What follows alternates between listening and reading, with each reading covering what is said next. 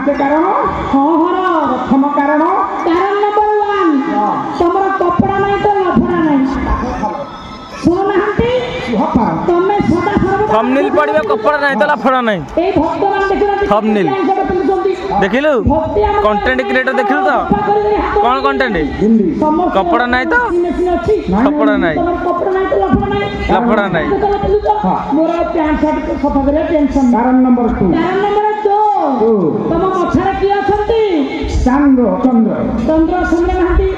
ସମସ୍ତ ଘରେ ଲାଇନ କଟିଗଲେ ଲାଇନ ଅଭାବ ହଉଛି କିନ୍ତୁ ଆମ ଘରେ ସଦା ସର୍ବଦା ଲାଇନ ହିଁ ଲାଇନ ହିଁ ଲାଇନ ଥା କାରଣ ନମ୍ବର 3 ତମ ଜଟାରେ ଅଛନ୍ତି ଗଙ୍ଗା। ଗଙ୍ଗା ସମସ୍ତ ଘରେ ପାଣିର ଅଭାବ ହଉଛି ବିଶେଷ କରି ଖରା ଦିନେ ଆଉ କିନ୍ତୁ କଣ ଆମ ଘରେ କହୁଛୁ? ସଦା ସର୍ବଦା ପାଣି ହିଁ ପାଣି ହେ। वन प्लस କାରଣ ନମ୍ବର 4 କାରଣ ନମ୍ବର 4 ତମେ ସଦା ସର୍ବଦା ଫଳମୂଳ ଖାଉଛ। ଖାଉଛ এই যে